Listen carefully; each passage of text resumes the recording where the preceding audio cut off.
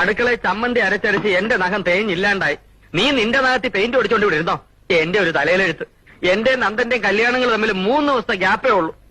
അവന്റെ കുഞ്ഞിന് 6 മാസമായി. ഇനി 6 മാസം കഴിയുമ്പോ ആ കൊച്ചിന് 1 വയസ്സാവും. അതൊരു വലിയ കാര്യമൊന്നുമല്ല. അമ്മേ എന്നുള്ള വിളി കേൾക്കാൻ നിനക്ക് ആഗ്രഹമില്ലെങ്കിൽ അച്ഛാ എന്നുള്ള വിളിയൊക്കെ എനിക്ക് ആഗ്രഹമുണ്ടടി. അമ്മേ എന്നൊരു വിളി കേൾക്കാൻ എനിക്ക് ഒട്ടും ആഗ്രഹമില്ല. എന്റെ കൊച്ചെന്നെ മമ്മീന്ന് വിളിച്ചാ മതി. മമ്മിന്നോ മങ്കിന്നോ നിനക്ക് ഇഷ്ടമുള്ള പോലെ വിളിപ്പീര്. പക്ഷെ ആര് വിളിക്കൂടി? എന്തോന്ന് ഇത്ര ധൃതി? മാരീഡ് ലൈഫ് ശരിക്കും എൻജോയ് ചെയ്തിട്ട് മതി ഒരു കുട്ടിയൊക്കെ. അയ്യോ ഈ മൊട്ടത്തലയും കൊണ്ട് എൻജോയ് ചെയ്തേച്ചാലും മതി. ഞാൻ മുടി മുറിച്ചതിനെ ചൊല്ലി മേലാൽ എന്നെ കുറ്റപ്പെടുത്തരുതെന്ന് ഉണ്ണിയേട്ടനോട് പല അയ്യോ ഞാൻ നിർത്തി. നിന്റെ നഷ്ടപ്പെട്ട മുടിയെപ്പറ്റി ചിന്തിച്ച് ടെൻഷൻ അടിച്ച് എന്റെ മുടി കൊഴിയാൻ തുടങ്ങി. അല്ലേ ഞാൻ ഒരു കാര്യം ചോദിക്കാൻ മറന്നു. പിന്നെ കൂടെ പറപ്പാണല്ലോ.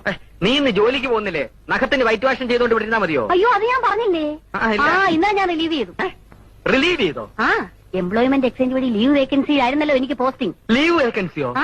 ലീവ് എടുത്താൽ ഇന്നലെ വന്ന് ജോയിൻ ചെയ്യും. വേറെ ആള് വന്ന് ജോയിൻ ചെയ്തെന്നോ? നീ എന്തുവാടി പറയുന്നേ?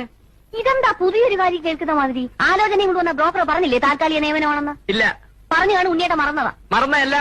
മറന്നല്ല എന്റെ ദൈവമേ.